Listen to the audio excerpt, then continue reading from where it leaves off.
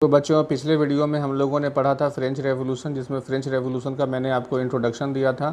हम लोगों ने पहला पेज पढ़ा था, जो ये पेज अभी आपके सामने दिखाई दे रहा है, और हम लोगों ने देखा कि कैसे ये बस्टाइल का फोर्ट्रेस है जिसे स्टॉर्म किया जा रहा है। पूरे शहर में अफरा तफरी का माहौल है, चारों तरफ राइट फैला हुआ है और लोग अपनी राजा से परेशान हैं। तो ऐसा क्यों हो रहा था, इस चीज़ को समझने के लिए हमें फ्रांस के समाज को पढ़ना पड़ेगा और हमें कुछ पीछे जाना पड़ेगा। हमें 1774 यानी कि 15 साल पीछे जाना पड़ेगा। हमने जो पिछले वीडियो में आपको घटना बताई थी वो 1789 की थी। 1789 से 15 साल पीछे जाते हैं तो 1774 आता है। ठीक है, आइए हम लोग देखते हैं कि क्या मामला था। हमारा टॉपिक है French society during the late 18th century.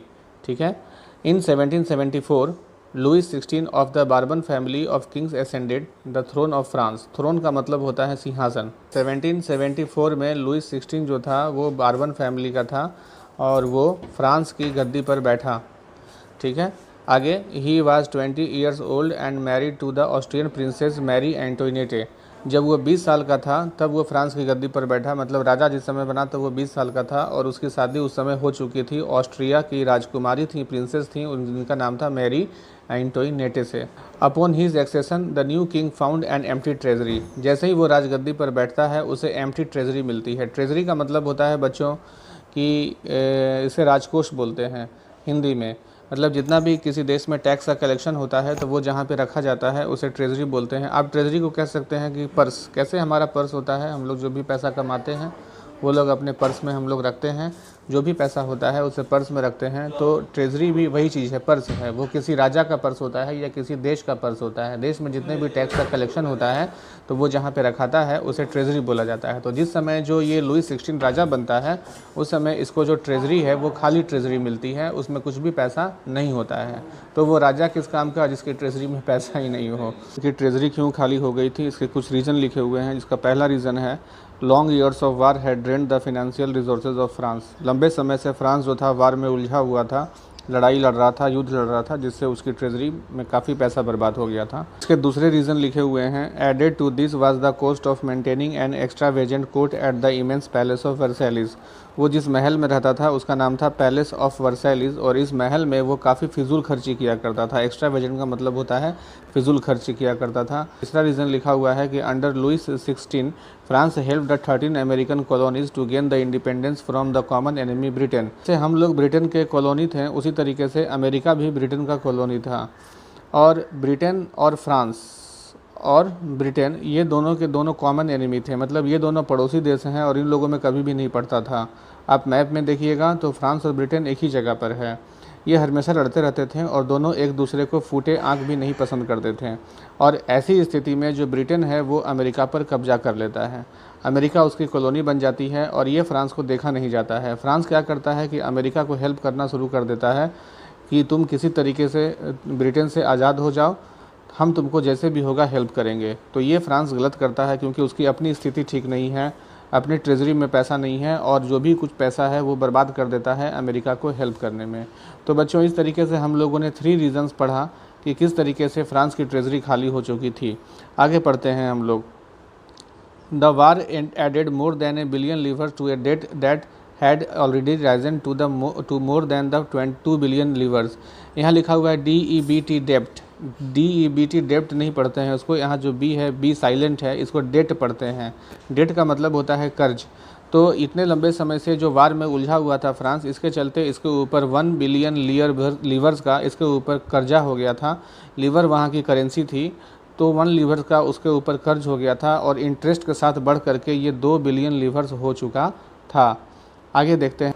Lenders who have give state credit now began to charge 10% interest on loans. जिन लोगों ने उन्हें कर्जा दिया था, फ्रांस को कर्जा दिया था, वो लोग अब 10% जो है इंटरेस्ट चार्ज कर रहे थे। So the French government was obliged to spend an increasing percentage of its budget on interest payments alone. तो फ्रांस में जितना भी टैक्स का कलेक्शन हो रहा था वो सारा का सारा पैसा इंटरेस्ट को पे करने में खर्च हो जा रहा था और फ्रांस के अपने खर्च के लिए कोई पैसा बच ही नहीं रहा था। जैसे कि to meet its regular expenses such as the cost of maintaining army, court, running government offices, universities, the state was forced to increase the tax। अब उसके लिए अपना पैसा तो कुछ बच ही नहीं रहा था, तो उसके लिए अपने भी खर्च थे। जैसे उसकी बड़ी आर्मी थी, आर्मी पर पैसा खर्च करना था, कोर्ट पर पैसा खर्च करना था, उसकी अपनी सरकारी ऑफिसेज थे गवर्नमेंट ऑफिसेज थी, यूनिवर्सिटीज़ थे, कॉलेजेस थे, इन पर पैसा खर्च करने के लिए उसके पास पैसा ही नहीं था, और इन पर पैसा खर्च करना बहुत ज़रूरी था, क्योंकि आप आर्मी ही मेंटेन नहीं रखोगे तो कोई देश कैसे चलाओगे आप। ठीक है, अब इसके लिए राजा जो था टैक्स को इंक्रीज़ करने के अलावा राजा के पास कोई उपाय नहीं बचा था। Yet even this measures would not have sufficed, लेकिन ये इतना आसान नहीं था कि आप जब चाहिएगा तब टैक्स का कलेक्शन कर दीजिएगा। उस समय में फ्रांस की सामाजिक स्थिति बहुत बुरी थी। अगर आप टैक्स का कलेक्शन करते हो तो बहुत बुरा परिणाम हो सकता था इसका। देखते हैं क्या होता है। French society in the 18th century was divided into 3 states and only members of third state paid tax. इसके लिए हमें फ्रांस के समाज को समझना होगा कि फ्रांस का समाज कैसा था। ठीक है, फ्रांस का समाज जो था वो 3 भागों में बटा हुआ था। वो 3 भाग यहाँ पे देखिए बना करके दिखाया गया है। ठीक है, ये देखिए यहाँ पर, ये जो है आप देख सकते हैं यहाँ पर कि ये पहला स्टेट जो है वो क्लर्गी है, और जो दूसरा स्टेट है वो नोबिलिटी है, और ये तीसरा स्टेट जो है ये थर्ड स्टेट के लोग हैं, जिसमें पीजेंट्स हैं, आर्टिजन्स हैं, बिजनेसमैन हैं, और स्मॉल पीजेंट्स हैं, लैंडलेस लेबरर्स हैं। तो फ्रांस जो था वो ऐसे हायरार्की में बटा हुआ था। मतलब हायरार्की का मतलब होता है सीढ़ी नुमा में बटा हुआ था। सभी लोग इक्वल नहीं थे, सब लोग एक दूसरे के नीचे थे। आगे लिखा हुआ है the society of states was part of the feudal system that dated back to the middle ages. और ये जो 3 भागों में हम लोगों ने देखा कि अभी सोसाइटी बटी हुई है, ये तीनों भाग जो था ये एक तरीके से समझिए कि फ्यूडल सिस्टम था। मतलब सामंतवादी ज़मींदारी सिस्टम था कि ज़मींदार हुआ करते थे और वो पूरे गांव के लोगों पर वो अत्याचार करते थे, उनका खून चूसते थे। बिल्कुल वही सीन था जैसा कि हमारे भारत में ज़मींदारी सिस्टम था। ठीक है, और आगे देखते हैं। The old regime is usually use to describe the society and institution of France before 1789। 1789 में फ्रेंच रेवोल्यूशन हुआ था, जो कि हम लोगों ने पढ़ा था पिछले वीडियो में कि 1789 में जो फोर्ट्रेस था बस्टाइल का, उसे ब्लास्ट किया गया था और चारों तरफ अफरा तफरी मची हुई थी। ये वो समय था, 1789 का समय था। और 1789 के पहले का जो फ्रांस था उसे ओल्ड रिजाइम नाम कह करके उसे बुलाया जाता है। Figure 2 shows how the system of states in French society was organized. Figure 2 जो है वो आप देखिए यहाँ पर, जो फिगर 2 अभी हम लोगों ने देखा, मतलब ये वाला फिगर कि किस तरीके से फ्रांस का सोसाइटी आपस में बटा हुआ था। ठीक, यही सी को देखने के लिए बोल रहा है।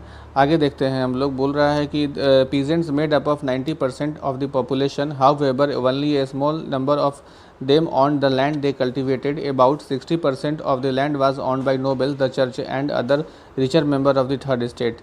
अब आइए हम लोग इस मैप को ये जो पिक्चर बना हुआ है, हम लोग इस पिक्चर को समझते हैं। तो जो फ्रांस है वो इस तरीके से तीन कैटेगरी में बटा हुआ था। पहला क्लर्गी, दूसरा नोबिलिटी और तीसरा थर्ड स्टेट। पहला स्टेट और दूसरा स्टेट था, ये दोनों रिच थे, और ये जो थर्ड स्टेट था इसमें गरीब लोग हुआ करते थे। जैसे इसमें बिजनेसमैन, लॉयर्स, पीजेंट्स, फार्मर्स और लैंडलेस लेबरर्स, मजदूर लोग इसमें हुआ करते थे थर्ड। ये सिर्फ यही इतना नहीं था, ये जो रिचर सेक्शन था जिनका पॉपुलेशन 10% था, और ये जो थर्ड स्टेट के लोग थे इनका पॉपुलेशन 90% था।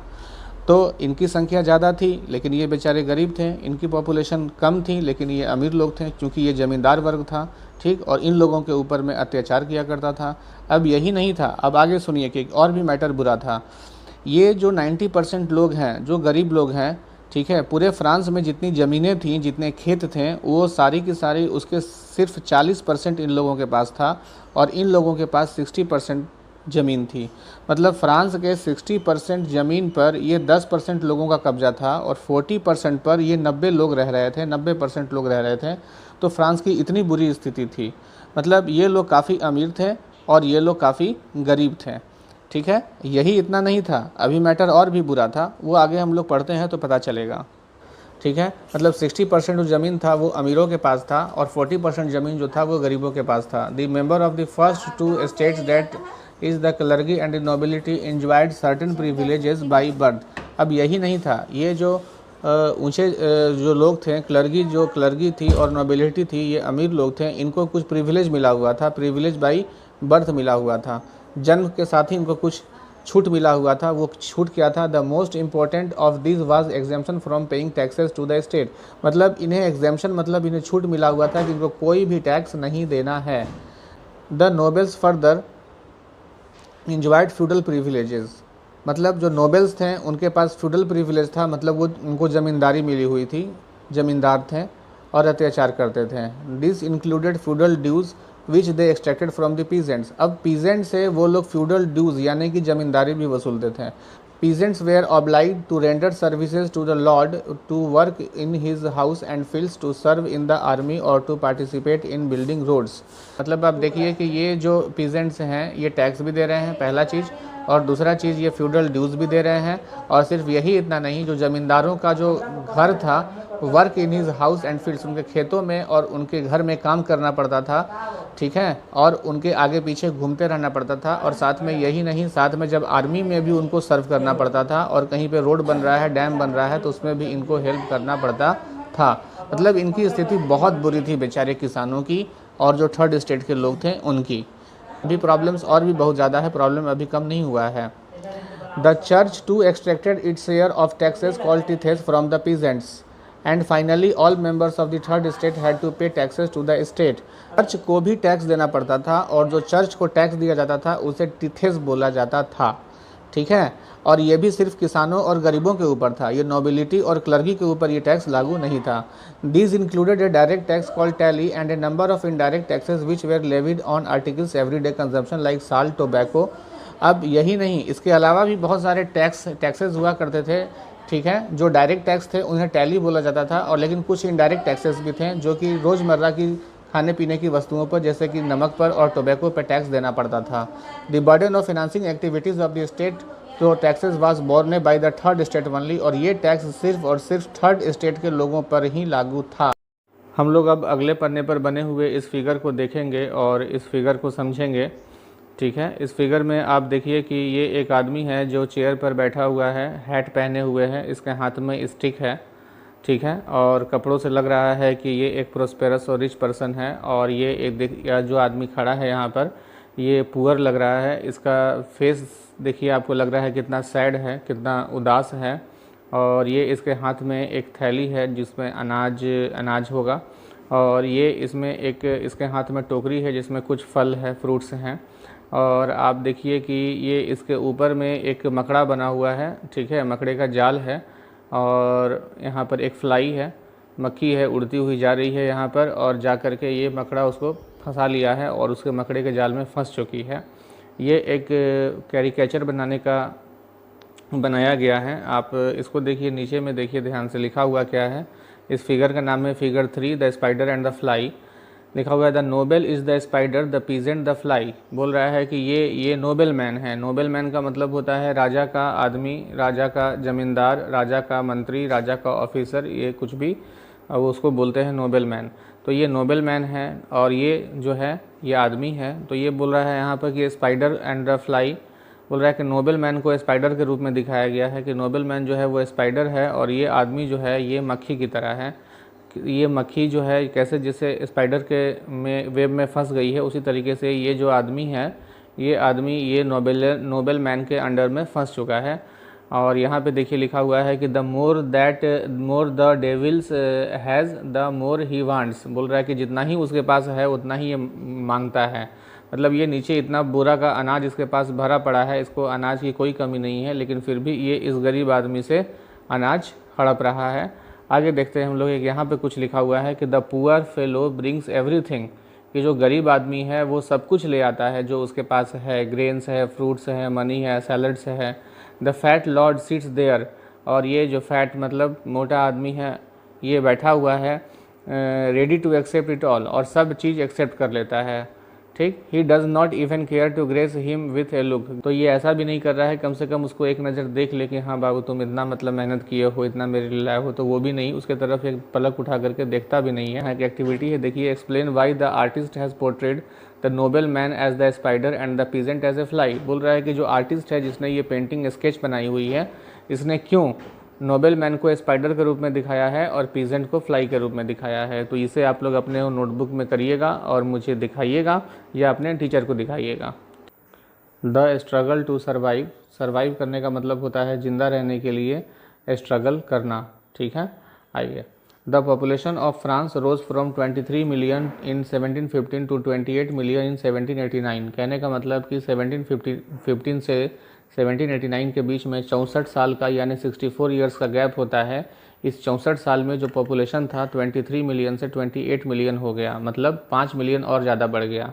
लेकिन यहाँ ध्यान देने वाली बात है कि पॉपुलेशन बढ़ गया, लेकिन जो ज़मीन था जो खेत था, खेत तो नहीं बढ़ा, ठीक है, तो प्रोडक्शन तो उतना ही रह गया लेकिन डिमांड बढ़ गया। This led to a rapid increase in the demand for food grains. तो पॉपुलेशन बढ़ने के चलते फूड ग्रेन्स का डिमांड भी बहुत तेज़ी से बढ़ गया। Production of grains could not keep pace with the demand. लेकिन जो ये ग्रेन का जो प्रोडक्शन हुआ, इसके चलते जो डिमांड था, इन दोनों के बीच में तालमेल नहीं बैठ पाया, ठीक है, मतलब प्रोडक्शन जितना होना चाहिए था उतना नहीं हुआ लेकिन डिमांड बहुत ज़्यादा बढ़ गया। So the price of bread which was the staple diet of the majority rose rapidly, ठीक है। और उस समय में जो स्टेपल डाइट था, स्टेपल डाइट का मतलब होता है जो भोजन का मुख्य साधन जो था, जो मुख्य भोजन था वहाँ का, जो ब्रेड था, जो रोटी था, उसका दाम बहुत तेज़ी से बढ़ गया क्योंकि अनाज कम था और पॉपुलेशन बहुत ज़्यादा बढ़ चुका था। Most workers were employed as labourers in workshops whose owner fix their wages. बहुत सारे जो लेबरर्स थे, ठीक, उनके जो वेजेस होते हैं वो फिक्स हो गए, मतलब कम कर दिया गया और फिक्स कर दिया गया कि अब आपको इतना ही पैसा मिलेगा, इससे ज़्यादा पैसा नहीं मिलेगा। But wages did not keep pace with the rise in prices. लेकिन जो वेजेस जो था, जो उन लोगों को सैलरी मिलती थी, उसका भी प्राइस के साथ तालमेल नहीं बैठ पाया। तो अनाज का जिस तेज़ी से दाम बढ़ रहा था, लोगों की जो वेजेस मिल रही थी, उससे दाम भी तालमेल नहीं बैठ रहा था। So the gap between the poor and the rich widened. और इस तरीके से अमीर और गरीब के बीच में खाई बढ़ती चली गई। Things became worse whenever drought or hail reduce the harvest. अब इतना ही प्रॉब्लम नहीं था, प्रॉब्लम अभी और भी था। उसी समय में ड्राउट आ गया, ड्राउट मतलब सूखा आ गया, मतलब प्रोडक्शन और ज़्यादा नीचे चला गया। एक तो ऐसे ही प्रोडक्शन जो था वो डिमांड के मिसमैच कर रहा था। चलिए, this led to a subsistence crisis. Subsistence crisis का मतलब आपको ये यहाँ पर लिखा हुआ है। सब्सिस्टेंस क्राइसिस का मतलब होता है a extreme situation where the basic means of livelihood are endangered. मतलब एक ऐसा कंडीशन जिसमें कि जो मिनिमम जितना चीज़ चाहिए जिंदा रहने के लिए, जो भोजन चाहिए, पानी चाहिए, वो भी नहीं आदमी को मिल पाता है, तो उसे हम लोग बोलते हैं सब्सिस्टेंस क्राइसिस। तो यहाँ पे सब्सिस्टेंस क्राइसिस आ चुका था फ्रांस में, ठीक है। आगे देखते हैं क्या होता है। Something that awkward frequently in France during the old regime. और ये जो सब्सिस्टेंस क्राइसिस था, ये हमेशा हुआ करता था वहाँ पर फ्रांस में। फ्रांस का समाज 3 भाग में बटा हुआ था, फर्स्ट स्टेट, सेकेंड स्टेट और थर्ड स्टेट। फर्स्ट स्टेट को क्लर्गी बोलते थे, सेकेंड स्टेट को नोबिलिटी बोलते थे और थर्ड स्टेट में लोग बिजनेसमैन थे, पीजेंट्स थे, फार्मर्स थे, लैंडलेस लेबरर्स थे, लॉयर्स थे, टीचर्स थे, ये लोग आया करते थे। मतलब कहने का मतलब कि ये 3 जो समाज था, ये पहला समाज हो गया क्लर्गी, मतलब जो चर्च के लोग जो थे, जो पंडित पादरी लोग थे, ये लोग। जो दूसरा कैटेगरी हो गया वो नोबिलिटी। नोबिलिटी कहने का मतलब राजा का आदमी, राजा का ज़मींदार, राजा का ऑफिसर, राजा का मिनिस्टर वगैरह वगैरह। बाकी सब लोग जो बच गए उनको बोला जाता था थर्ड स्टेट में। तो ये जो थर्ड स्टेट के जो लोग थे, ये 90% इनकी पॉपुलेशन थी। और फर्स्ट स्टेट और सेकेंड स्टेट यानी क्लर्गी और नोबिलिटी को मिलाकर के सिर्फ 10% लोग थे फ्रांस में। और जो ये 10% लोग थे फ्रांस में, क्लर्गी और नोबिलिटी, और जो थर्ड स्टेट के जो रिच और प्रोस्पेरस लोग थे, इनके पास 60% लैंड था और बाकी 40% से भी कम लैंड में गरीब लोगों थे। मतलब आप ऐसे समझिए कि जो 10% लोग हैं, अमीर लोग हैं और रिच लोग हैं, उनके पास 60% ज़मीन थी और 90% जो गरीब लोग हैं उनके पास सिर्फ 40% ज़मीन थी। तो ये फ्रांस की सामाजिक स्थिति थी। अब इसके अलावा क्लर्गी और नोबिलिटी को टैक्स नहीं देना पड़ता था, सिर्फ थर्ड स्टेट के लोगों को टैक्स देना पड़ता था।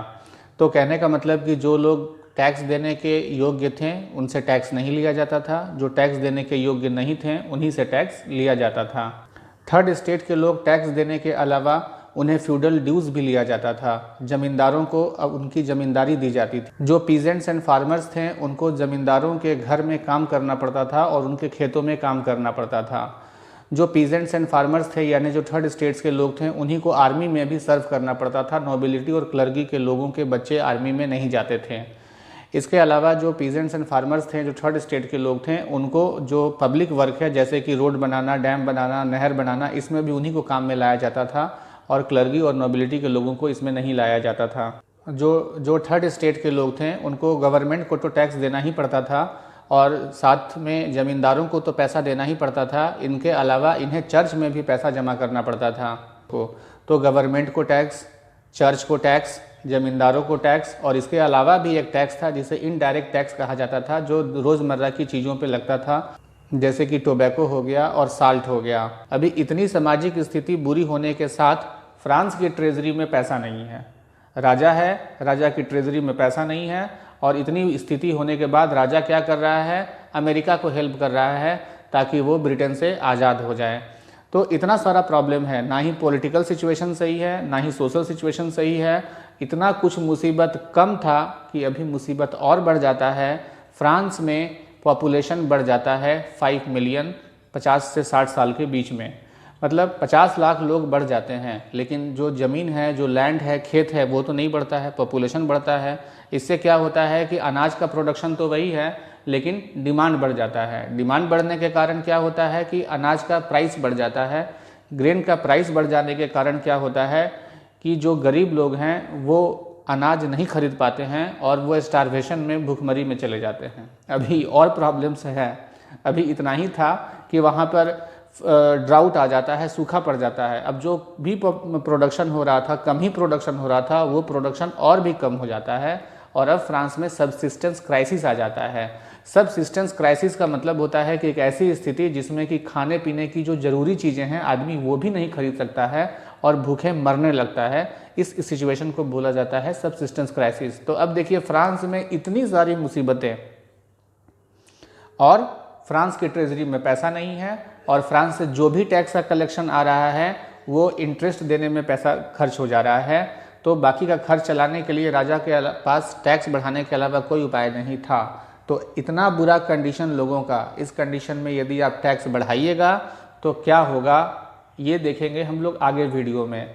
आगे का वीडियो बहुत ही इंटरेस्टिंग है, मज़ा आएगा कि आगे आखिर होता क्या है। तो यदि आप मेरे चैनल पर नए हैं तो मेरे चैनल को सब्सक्राइब कर लीजिए और बेल आइकन को प्रेस कर लीजिए, ताकि अब मैं कोई नया वीडियो डालूँ तो आपको इसका नोटिफिकेशन तुरंत मिल जाए।